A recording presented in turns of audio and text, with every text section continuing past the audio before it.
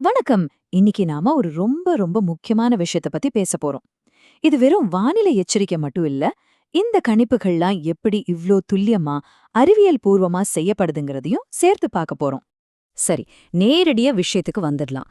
தமிழ்நாட்டுல சில பகுதிகளுக்கு ஒரு முக்கியமான வானிலை எச்சரிக்கை விடுத்திருக்காங்க. இது ஏதோ சாதாரண மழை எச்சரிக்கை இல்ல. அதையும் தாண்டி நாம கவனமா இருக்க வேண்டிய சில விஷயங்கள் இருக்கு. பாத்தீங்கன்னா முக்கியமா ஏப்ரல் 30ஆம் தேதியிலிருந்து மே 2ஆம் தேதி வரைக்கும் நாம ரொம்ப கவனமா இருக்கணும். குறிப்பா நீலகிரி, கோயமுத்தூர், ஈரோடு மாதிரி மேற்கு மாவட்டங்கள்ல இதோட தாக்கம் அதிகமா இருக்கும்னு சொல்றாங்க. இதுக்கு காரணம் என்னன்னா, காத்துல அழுத்தம் குறைஞ்சு ஒரு சுழற்சி உருவாகி இருக்கு. அதுதான் இந்த கனமழைக்கு வழிவகுக்க போகுது. நாம வெறும் மழைய பத்தி மட்டும் பேசலங்க, கூடவே பலத்த காத்தும் அடிக்க போகுது. மணிக்கு 30 to 40 கிலோமீட்டர் வேகனா சும்மாவா? இது பயிர்களுக்கு பெரிய சேதத்தை உண்டாக்க வாய்ப்பிருக்கு. அப்போ இந்த மாதிரி ஒரு சூழ்நிலையில குறிப்பா இந்த பகுதிகள்ல இருக்கிற நம்ம விவசாயிகள் என்ன செய்யணும்? உங்க பண்ணைய, உங்க வாழ்வாதாரத்தை இந்த மழையிலிருந்தும் காத்திலிருந்தும் எப்படி பாதுகாக்கிறது? சரி, அதிகாரப்பூர்வமா என்னென்ன ஆலோசனைகள் சொல்லிருக்காங்கன்னு பார்க்கலாம். அத வச்சு நாம உடனடியா எடுக்க வேண்டிய நடவடிக்கைகள் என்னென்னு ஒரு திட்டமா பாத்துருவோம். இந்த லிஸ்ட் பாருங்க, இது ரொம்ப முக்கியம். முதல்ல அறுவடைய நிறுத்தி வைக்க சொல்றாங்க. அப்புறம் பூச்சிக்கொல்லி, உரம் தெளிக்கிறத தள்ளி போடணும். ஏன் தெரியுமா? ஏன்னா இப்போ நீங்க மருந்து தெளிச்சா மழை அந்த மருந்து எல்லாத்தையும் அடிச்சிட்டு போயிடும். காசும் வீண், பயனும் இல்லாம போயிடும். அதனால இதெல்லாம் இப்போதைக்கு வேண்டாம். எந்த ஒரு விஷயத்துக்கும் ரெண்டு பக்கம் இருக்கும் இல்லையா? அது மாதிரிதான் இந்த மழையும். ஒரு பக்கம் அப்பாடா இந்த 38 டிகிரி வெயில்ல இருந்து தப்பிக்கலாம் தோணும். ஆனா இன்னொரு பக்கம் அறுவடைக்கு தயாரா நிக்கிற பயிர்களுக்கு இது ஒரு பெரிய ஆபத்து. இப்போ இன்னும் கொஞ்சம் ஆழமா போய் எந்தெந்த பயிர்களுக்கு என்னென்ன ஆபத்து இருக்குன்னு பார்க்கலாம். உதாரணத்துக்கு கரும்பு விவசாயியா இருந்தா ரொம்ப கவனமா இருக்கணும். காத்துல பயிர் சாய வாய்ப்பு இருக்கு. மல்லிகைப்பூ சாகுபடி பண்றவங்களுக்கு மழை நின்ன பிறகு பூச்சி தாக்குதல் அதிகமாகும். அதனால உங்க பயிர் எதுவோ அதுக்கேத்தா மாதிரி மழை நின்ன பிறகு கவனமா பாத்துக்கணும். உங்களுக்குள்ள ஒரு கேள்வி வந்திருக்கும் இல்லையா? எப்படி இவ்வளவு கரெக்டா இந்த தேதியில மழை வரும், காத்து இவ்வளவு வேகமா அடிக்கும்னு சொல்றாங்க? அதுக்கு பின்னாடி இருக்கிற அறிவியல் தான் என்ன? வாங்க அத பத்தி இப்ப தெரிஞ்சுக்கலாம். இப்ப நாம பாக்குற இந்த நவீன வானிலை முன்னறிவிப்புங்கிறது ஒரு 4 கட்டமா நடக்குது. இது ஒரு பெரிய டீம் ஒர்க் மாதிரி. முதல்ல சேட்டலைட், பலூன்னு எல்லாத்துல இருந்தும் உலகம் முழுசும் டேட்டாவை சேகரிப்பாங்க. அப்புறம் அந்த டேட்டாவை சரி பார்த்து கம்ப்யூட்டர்ல போடுவாங்க.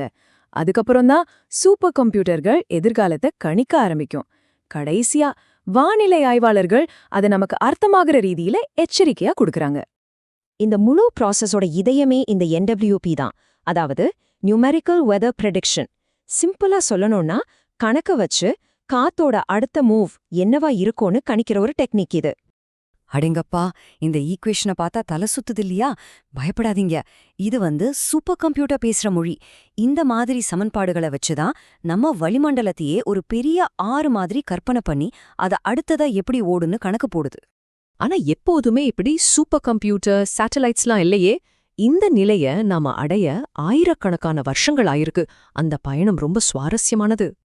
யோசிச்சு பாருங்க, பல ஆயிரம் வருஷத்துக்கு முன்னாடி பாபிலோனியர்கள் வெறும் மேகத்தை பார்த்து மழை வருமா வராதான்னு சொல்லிருக்காங்க.